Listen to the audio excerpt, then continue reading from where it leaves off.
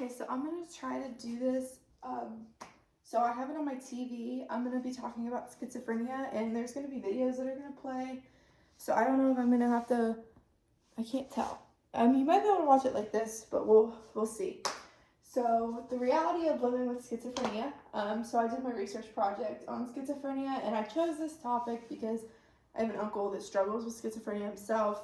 And I spent a lot of time with him over last summer, and I got to learn a lot more of what goes on in his brain and understand why he feels the way he does sometimes, and what medications help, what doesn't, etc. So let's get into it. Contents of this presentation. So here's what we will learn in this presentation. So number 1, what actually is schizophrenia? Number 2, the dictionary definition. Number 3, stereotypes. 4, how has acceptance evolved? So what I meant by that is like the history of like, what did they do back in like the 1900s when somebody had schizophrenia? Did they just throw them in a cell and think they were psychotic, or did they help them? Because we all know how mental health has been stigmatized and how much we've grown as a society, so I figured this would be interesting to get into too. Number 5, causes. 6, treatments. And then my personal family experience with my Uncle Jimmy. I'm going to talk about what we did, what we haven't done together, what I've learned just by observing him and the time that we spend together. So that's the contents. Here's the table of contents. So number 1, we're going to talk about basic information, what it is, the dictionary definition. I have some videos I'm going to play too in some of these categories. Medical information, treatments and causes is number 2. 3, public concept. Stereotypes, public acceptance. History, so that's the same thing as stigmatism, so we're going to go through that and talk about that. And then number 4, experiences, my personal family experience with my Uncle Jimmy. So let's get into it. Please understand this is a serious topic. When I got into watching some of the videos, it was really upsetting to me to realize, like, how of a society, how can we help these people? Like, I understand they're struggling. I've learned that since I've known my Uncle Jimmy my whole life. I know that he struggles, but I never really understood how much until I got into this. So just understand that it's really serious. All right, so basic information. What is schizophrenia? So according to the Oxford Language Dictionary, schizophrenia is a serious mental condition of a type involving a breakdown in the relationship between thought, emotion, behavior, leading to faulty perception, inappropriate actions and feelings, withdrawal from reality and personal relationships into fantasy and delusion in a sense of mental fragmentation. So that's a lot of bunched up words that we kind of know what it means. I mean, I've always had a grasp on it because of my Uncle Jimmy, but I think most of us know schizophrenia is, where, like, I know on TikTok there's a lot of creators trying to break the stigmatism, and if they have schizophrenia, they're posting videos and they're talking and making jokes. And I remember one girl, she was on my For You page like maybe 2 weeks ago, I don't even know. But anyway, she was on there and she was talking, and she's like, she said, I think she worked at a gas station and she was the clerk, and she said, like, she was talking to somebody and she handed them a drink and they walked out. And she said, like, 5 minutes later, she looked and the drink was on the floor splattered everywhere. And she's like, I wonder how many customers I talked to that aren't actually there. So that's when it's saying a type of involving a breakdown in the relationship between thought, emotion, behavior, and leading to faulty perception. So, like, lack of better terms, they don't know what's real sometimes. Like, they don't even know, like, I could be talking to someone right now and they think they're actually there. So that would be hard to live with. So let's watch a video. This video will help you grasp the severity of schizophrenia and help you understand what it is. I thought that was cute. Mental health matters, because it definitely does. So let's get into this.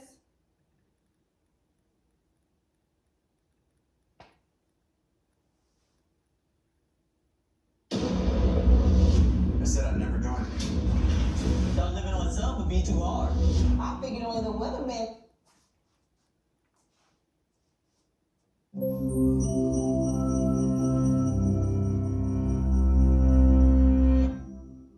Schizophrenia was first identified more than a century ago, but we still don't know its exact causes.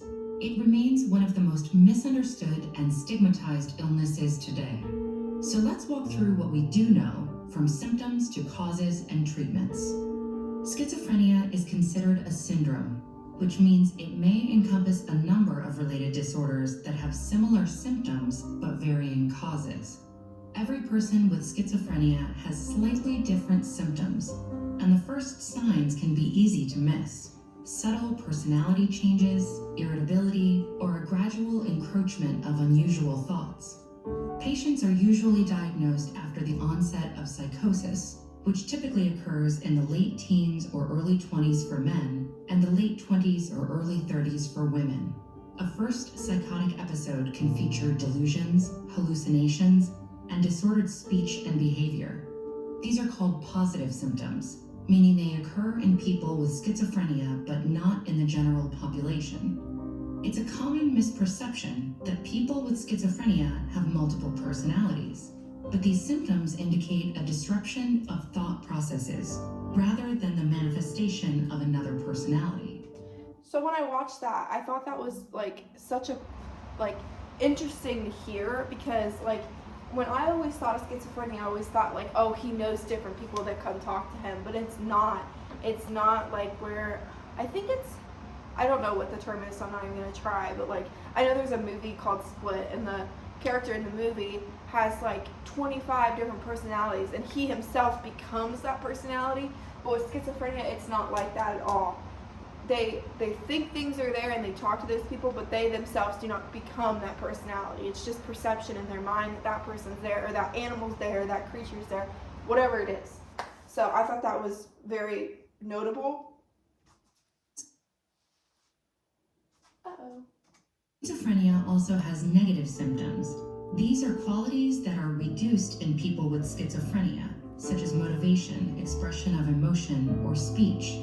There are cognitive symptoms as well, like difficulty concentrating, remembering information, and making decisions. Okay, so since we're educators, that is very important. I mean, we're all going to be an educator. That's why we're in college, right? So if we have students that have schizophrenia, we need to remember that they have difficulty concentrating. It's not just they're seeing things or hearing things, they don't know what's real.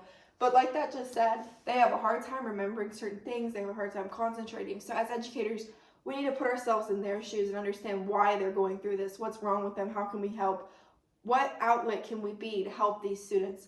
So if you have a student struggling with schizophrenia, do not forget that their mental illness is affecting the way they concentrate, the way they remember material, so you need to make modifications to help these students and adapt to their learning styles, help them make flashcards, do whatever you think would help them remember and concentrate more. What causes the onset of psychosis? There likely isn't one single cause, but a combination of genetic and environmental risk factors that contribute. Schizophrenia has some of the strongest genetic links of any psychiatric illness.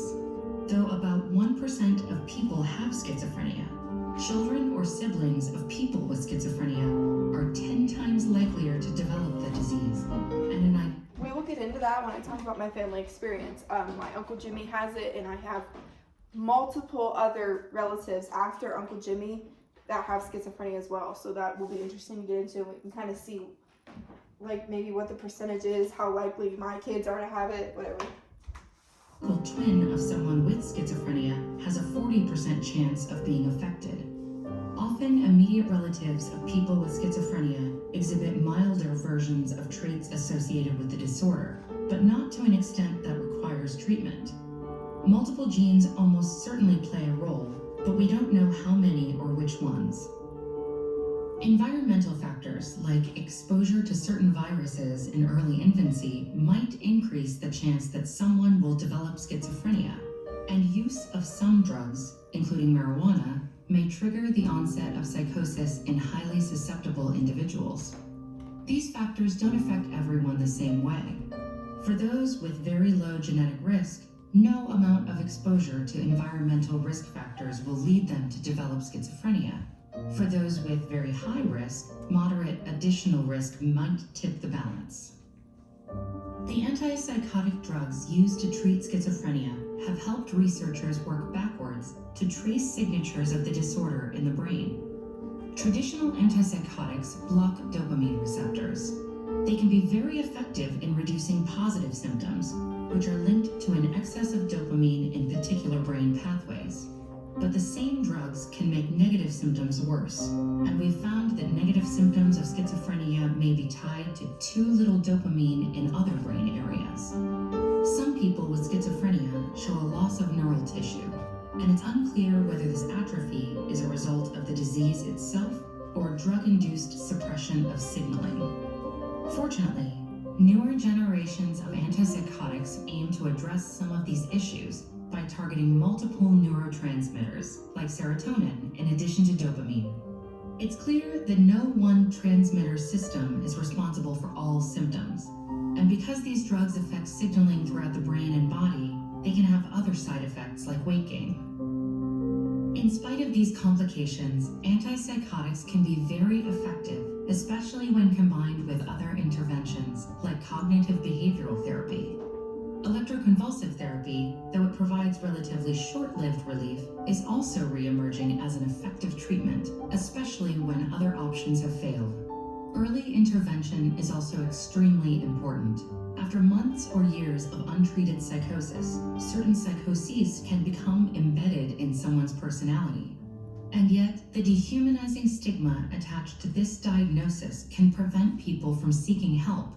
People with schizophrenia are often perceived as dangerous, but are actually much more likely to be the victims of violence than the perpetrators.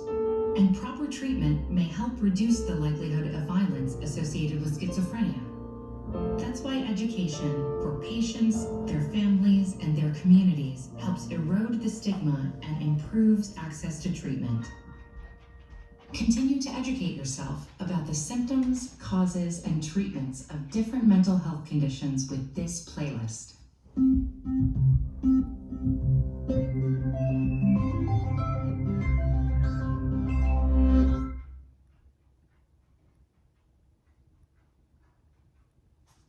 Oh God, where is it?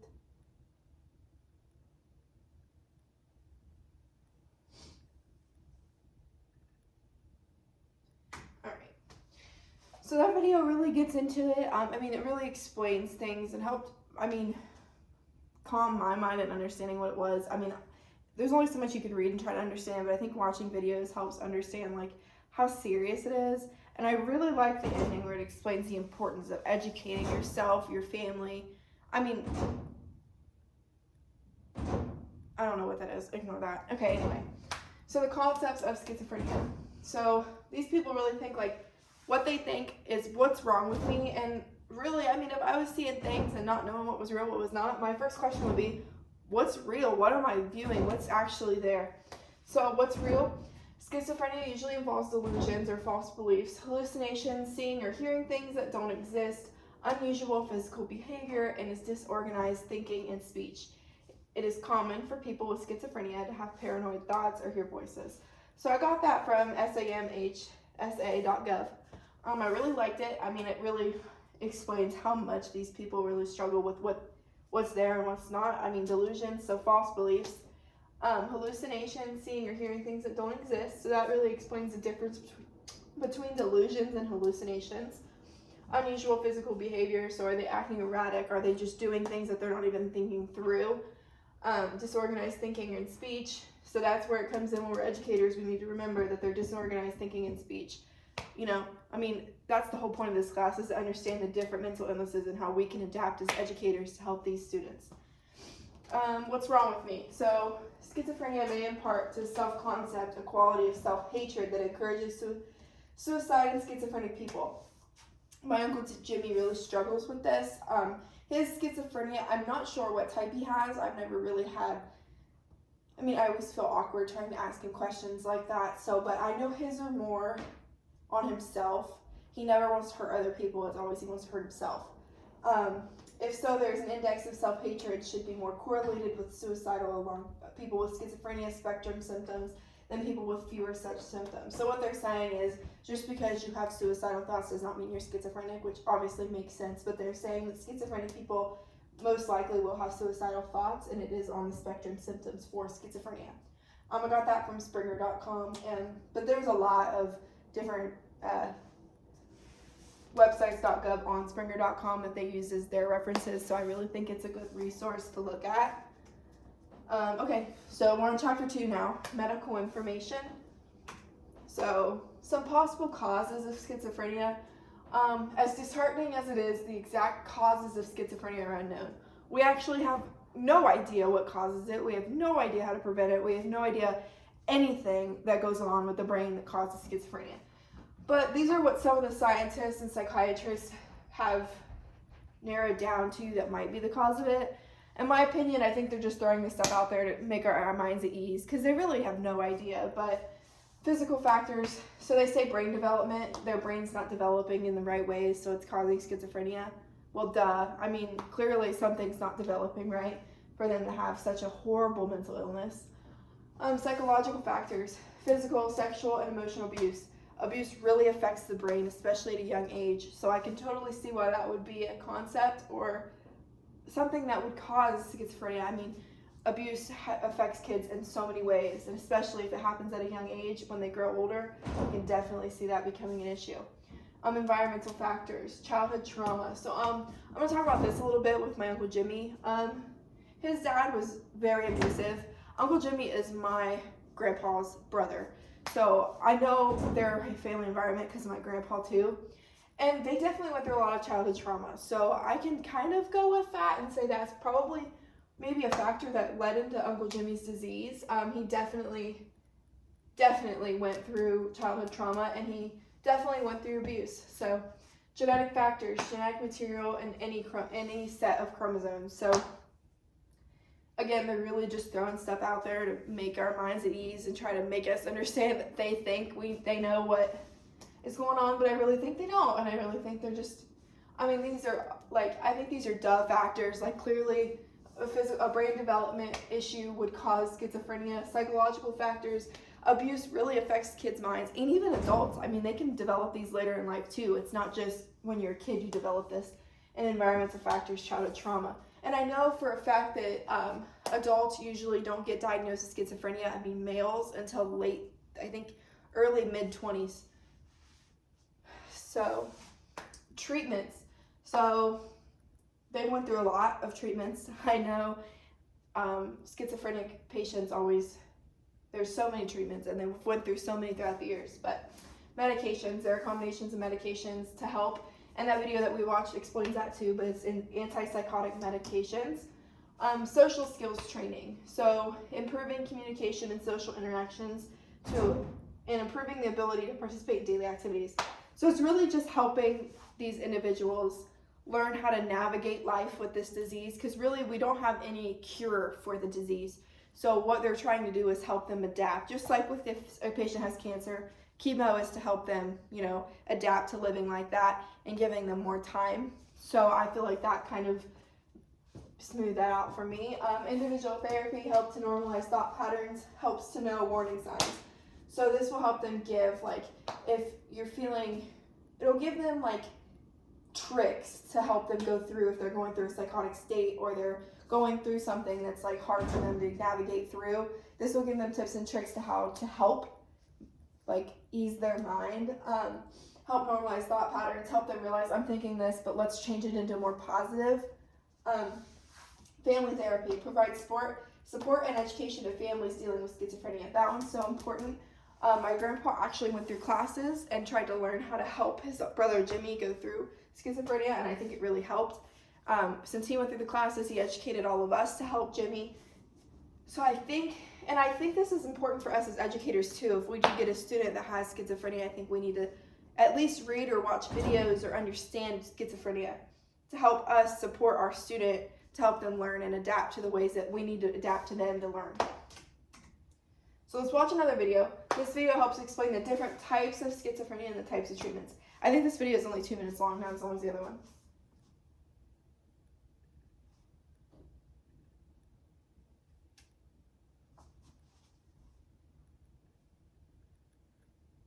Schizophrenia is a mental illness that affects the way that you think.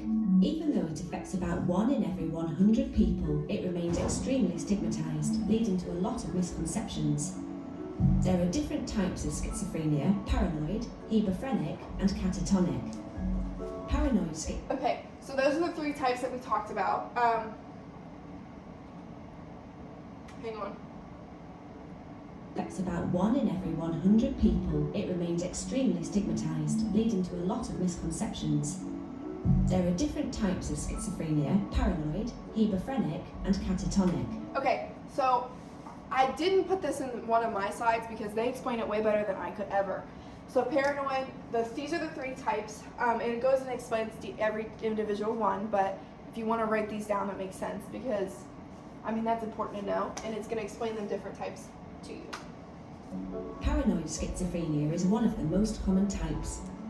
Someone diagnosed with this form of the illness will likely experience prominent hallucinations or delusions, like believing that everyone is spying on them or that everyone can hear their thoughts. Hebephrenic schizophrenia affects someone's ability to think clearly. A person can move quickly from one thought to the next, leading to disorganized speech patterns. Other people can find it difficult to understand you because of this. Finally, catatonic schizophrenia affects your ability to move. This is rarer than the other types, but can mean that you can suddenly switch between being very active and very still. You can have positive and negative symptoms of schizophrenia. Positive symptoms include hallucinations, which means experiencing things that are not real, and delusions, unusual beliefs which do not match up to the way other people see the world. Negative symptoms may be a lack of motivation and being withdrawn. They often last longer than positive symptoms. Everyone's experiences are different, and the type and strength of someone's symptom. This is so important. Everyone's experience are different, and the type and strength of someone's symptoms vary from one person to the next. So say you have a schizophrenic student 1 year, okay? He moves on to the next grade level, you get another student, and she has schizophrenia. You cannot treat her the same way you treated him. You need to understand what she goes through. Maybe she has paranoid schizophrenia and he has the bottom type of schizophrenia. They think differently. They're not the same person because they have the same illness. Vary from one person to the next. If you or someone you know are worried that they are experiencing schizophrenia, it's important you talk to your GP. They might refer you to a psychiatrist, as they are the only people able to diagnose schizophrenia. If you are diagnosed with schizophrenia, there are several treatment options available. Antipsychotic medication is prescribed to help manage hallucinations or delusions, while talking therapies like CBT can help you to manage your feelings. Depending on when you were diagnosed, you can also be offered help from an early intervention team that can be on hand to support you while you recover. If you are living with schizophrenia, it's still really important to make sure you're looking after your well-being. A healthy lifestyle with a good diet, regular exercise, and consistent sleep pattern all help to contribute towards this. For more information, visit us at rethink.org/schizophrenia.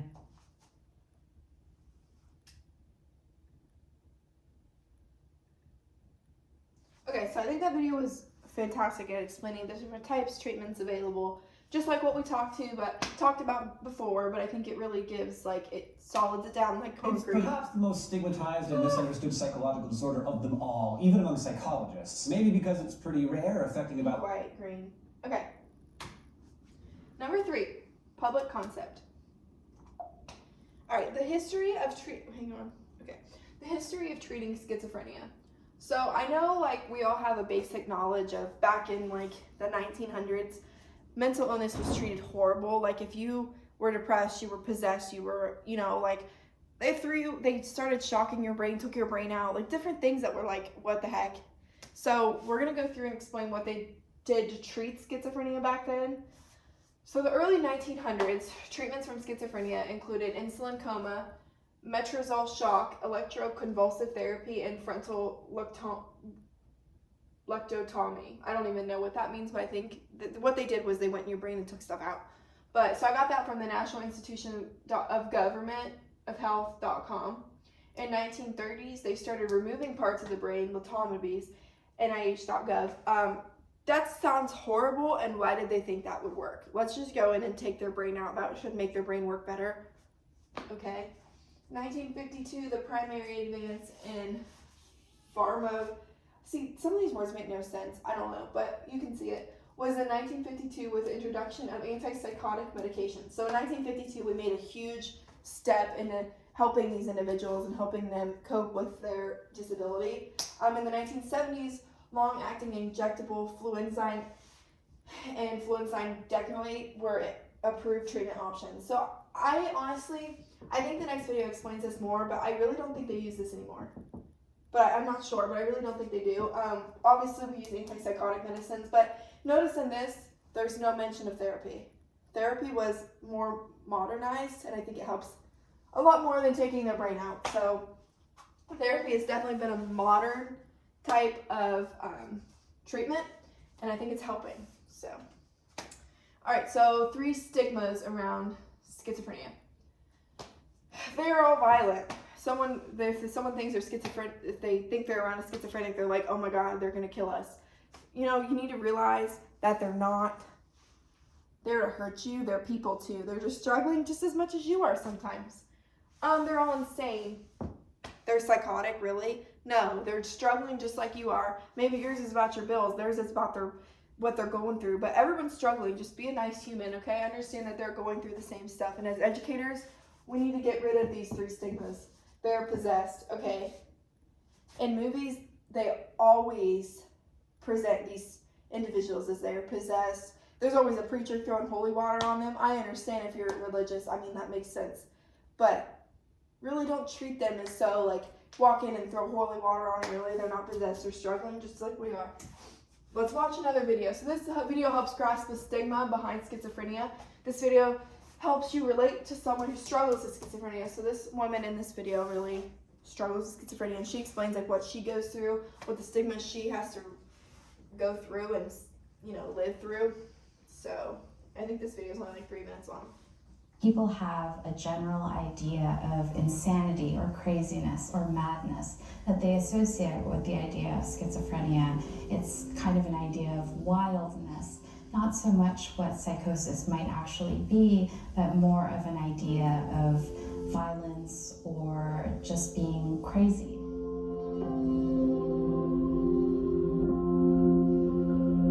My name is Esme Wei-Jun Wang. I attended Yale University and Stanford University, and I've been diagnosed with schizoaffective disorder bipolar type since 2013. Before I was diagnosed with schizoaffective disorder, I had already been in the mental health care system for quite a number of years. I had been diagnosed with depression and anxiety since I was about 15 or 16, and then I was diagnosed with bipolar disorder in my late teens. When I was finally diagnosed with schizoaffective disorder, I felt a great sense of relief. It's quite common for people to go through a number of diagnoses before they reach their final diagnosis. And I think that part of the reason this happens is that schizoaffective disorder in particular, but also the schizophrenias in general, is a rather stigmatized diagnosis. And so often doctors will resist that diagnosis for as long as possible. So they start with the kind of quote unquote easier diagnoses. They might start with depression and then move on to bipolar disorder, as they did in my case. People tend to think of schizophrenia in a way that they don't think about other mental health diagnoses. When people think about depression, they often think about the person that has depression as still themselves.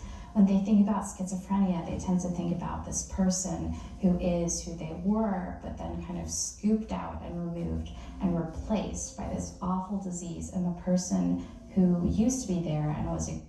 That is like, when I watch this video, that quote is the reason I put this video in this presentation.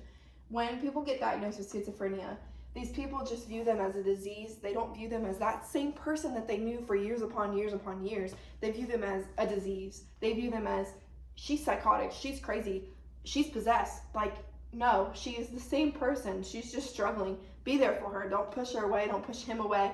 Be there. Be a good human and understand that this person's struggling. What can I do? What can I educate myself on to help you feel better about yourself? Person is gone. They're possessed as though by a demon, as though in the movie The Exorcist, except instead of a demon, they're replaced by schizophrenia. Because people think that there is a kind of possession involved in schizophrenia or the schizophrenias, they also believe that the person has no autonomy over themselves and no right to make decisions over their own care. Therefore, forcible treatment or forced hospitalization becomes necessary.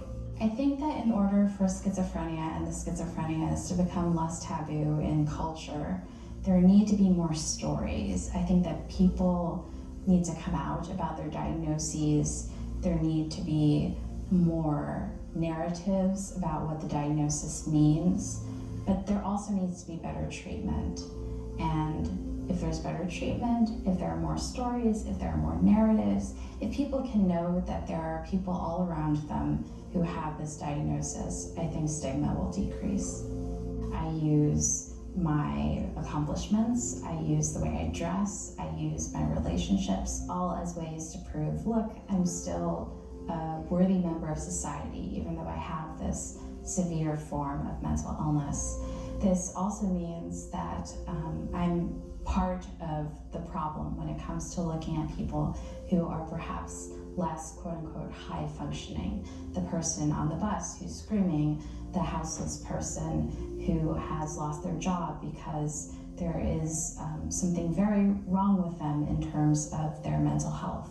And I know that that is me dealing with the stigma as well, the self-stigma that is their diagnosis as well as mine. I would like people to understand that it's possible for you to know somebody who has schizophrenia or some form of the schizophrenia without you knowing. People with that diagnosis, like me, are everywhere, and we are living lives that are full and wonderful, and we also like blueberry pie. Thanks for watching.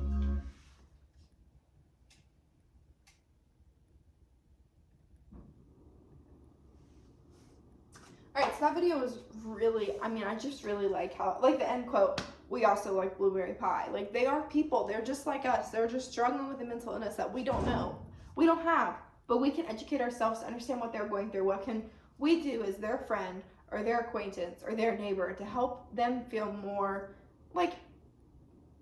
more supported? Okay, so my experiences, so we're gonna talk about Jimmy. This is my Uncle Jimmy. So Jimmy went on vacation with me and my family. You can't even see him. I guess you can. Okay, so Jimmy went on vacation with my family this year in August, and that's my pap. So that's him and his brother, Jimmy. So when I was little, all I remember Jimmy being is he was always in his room. When he talked, he was very soft-spoken. He never went anywhere. He didn't even drive himself to the store. He was just scared to go outside. And as I got older, about a year ago, I'd say, he just stopped taking his medication. And he started becoming Jimmy before he was attacked with schizophrenia. Jimmy did not get schizophrenia until he got in a bad car accident and he hit his head, and then he got schizophrenia when he was around 16. So before then, he was very outgoing. He would just take off and go to Florida at the age of 15. He really didn't care. And when he got put on medication, it turned him into a robot, as he said. And he wasn't himself. He just woke up and just lived life without, he didn't get to experience things because he felt like a robot. He didn't even feel like himself. So about a year ago, he stopped taking his medication. And then all of our family, we were like, what's up with Jimmy? He's going out, he's going to Goodwill, he's doing everything, this stuff that he never did before. And we finally figured out he stopped taking his medication. And we were all like, oh God, that's not good. He needs treatment. He obviously has an issue, but if that's what Jimmy wanted to do, we weren't going to stop him. So Jimmy went to Florida with us. We had a lovely time with Jimmy, and Jimmy told me and my boyfriend, we took him to an amusement park. I think we were at Universal here, and he told us that the only time his mind is free is when he's on the beach. So we were all like, oh good, I'm glad we could take you on vacation. And he said he didn't even have any psychotic breaks. He didn't hear anything. He didn't see anything. He didn't want to hurt himself when he was on the beach. And it was the only time his mind was at ease. You can see how happy he looks in these pictures, right? So when we were there, he was like, oh, I want to move down here, blah, blah, blah. And we were like, okay, Jimmy, whatever, Jimmy. So when we got home, he was very sad, and he would stay in his room then, and we were like, oh, maybe he started taking his medication again. He didn't. When he got home, he went from up here to straight down to the bottom. His illness really attacked him because he wasn't in that calm state of mind like he was on vacation. So about 4 weeks ago, we woke up and Jimmy was gone. We didn't know where Jimmy went. We called him and he drove himself all the way down to Florida and he's still in Florida. Jimmy is homeless now and we can't do anything to help him. I mean, we've called him, we've tried to help him, we gave him money to get a hotel and he's just living his life in his car. But he told us he's happy, he doesn't hear anything, he doesn't feel anything. So if that's what makes Jimmy happy, that's what makes Jimmy happy. But I'm pretty sure me and my boyfriend are gonna have to go down there and rescue him sooner or later. But we're just waiting on that call. We don't want to force him to come back here if that's what he really wants to do. But as family, we need to support him and help him in any way we can. So we are sending him money to help him stay in hotels and shower and whatever. But if that's what Jimmy wants to do, that's what Jimmy wants to do. So I picked this schizophrenia because of this guy right here. I really think that educating myself more than what I already was helps me understand him and helps me support him more. But thank you for listening. I hope you guys learned something. I hope we can become better educators on learning how to educate individuals that struggle with schizophrenia and how to understand what they're going through and how we can adapt our education and our helping to them learn with what they're going through. So thank you for listening.